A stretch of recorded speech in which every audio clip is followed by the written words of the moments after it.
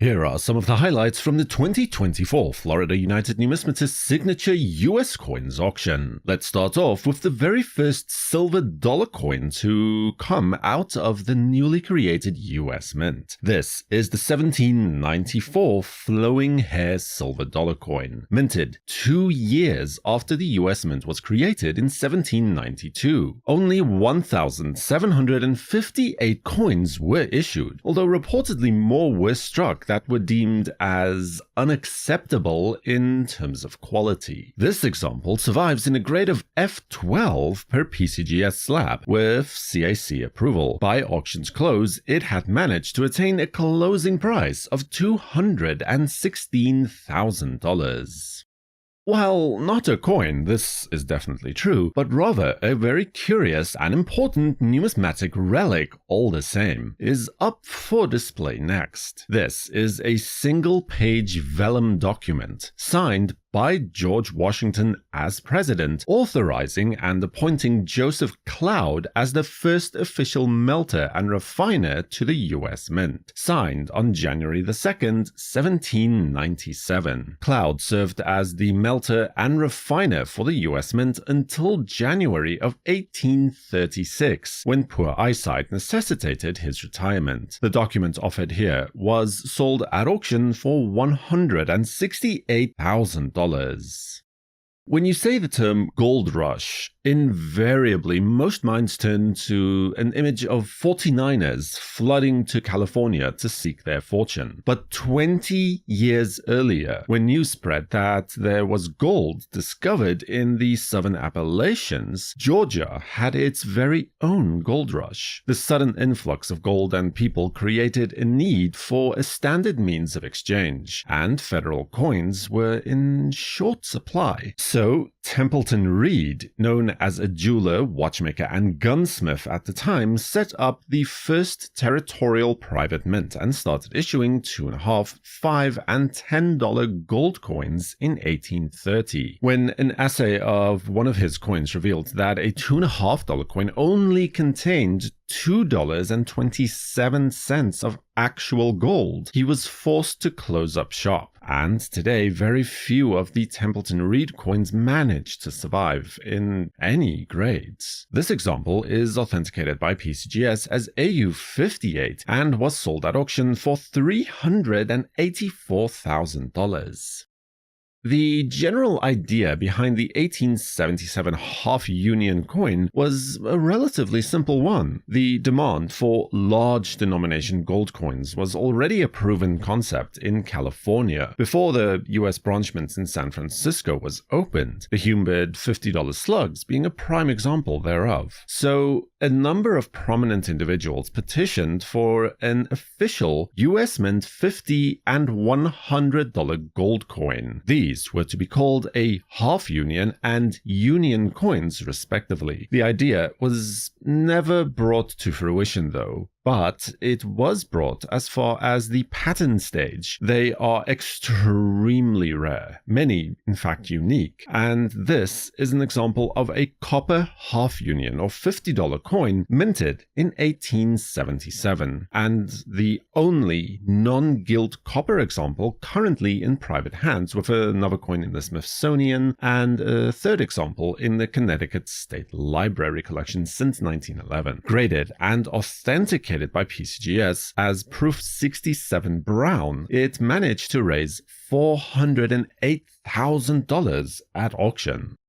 At a mere 100,000 coins, the 1893 S Morgan dollar is the second lowest mintage regular issue coin in the Morgan dollar series. Although it should be noted that the 1895's true mintage has been in dispute for years now, but still that doesn't diminish how truly rare the 1893 San Francisco Mint Morgan dollar truly is. And with the majority of coins surviving in circulated grades, this MS-63 example from PCGS was always going to attract heated bidding at auction, as was indeed the case when this coin was sold for $444,000.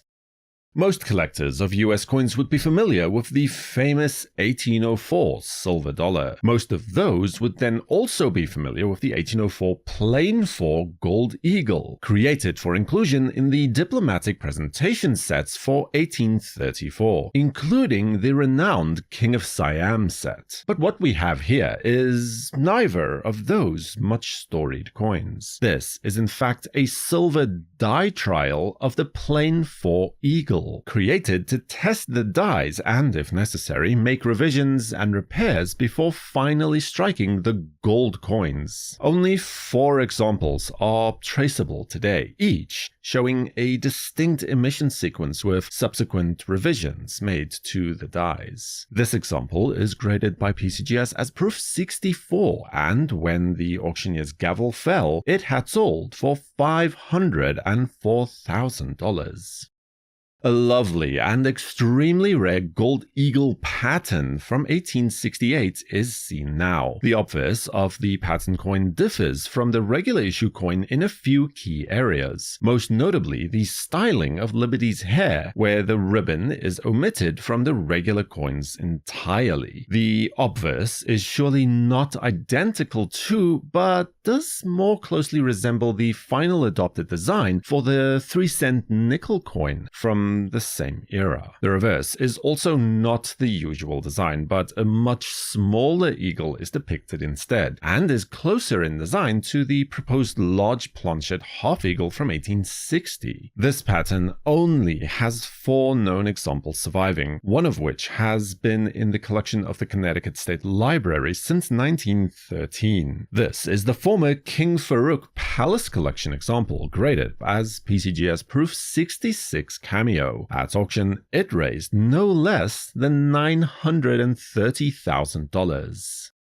The 1851 Schultz & Company $5 gold coin is one of the rarest issues in the California gold rush story. They were only minted from January to April of 1851, at which time the partnership between the 2 principal partners, Judge G.W. Schultz and William Thompson Garrett, was dissolved. Amazingly, this, the finest known and only mint state example of these coins known, was discovered on Christmas Day in 1982 by a metal detectorist on a beach near Monterey in California. Today, we can confirm the existence of 10 examples, with the whereabouts of an additional 4 coins being brought in doubt. This one is graded as MS62 by PCGS and sold at auction for $1,020,000.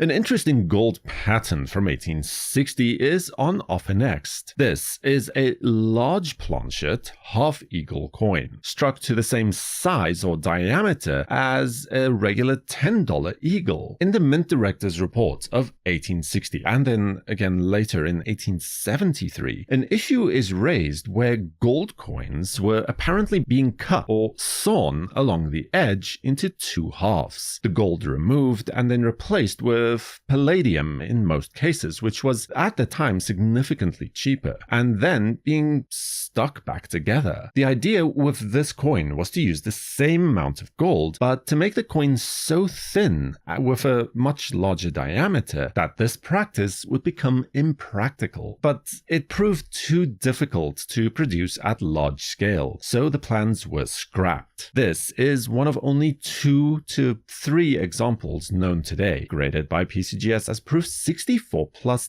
deep cameo, and was sold at auction for $1,140,000. And then finally, a triumphant and somewhat enigmatic California gold rush coin. The 1855 Kellogg Company $50 gold coin was once referred to as the most beautiful of all pioneer gold coins by famed Fort Worth coin dealer B. Max Mell. The exact reason for the coin's minting remains a bit of a mystery to this day. No clear record of the striking is known to exist. All known examples were struck with a proof finish, and no coins are known to have been issued for circulation at all. It also appears to have been the final coins issued by the firm after the US branchment in San Francisco opened in 1854. Today, we are aware of 14 examples of this coin, 9 of which have a direct provenance back to the principal partners in the firm, John Glover Kellogg and Augustus Humbert. This glorious private gold coin from San Francisco's Gold Rush is the finest known of its kind, today graded as PCGS Proof 64 Cameo with a green CAC bean top. At auction, it sold for $1,260,000. Subscribe to WNN and activate notifications with the bell icon to know when new videos are released. For the World Numismatic News, I am Numisman saying thank you for watching, keep collecting, and have a fantastic day.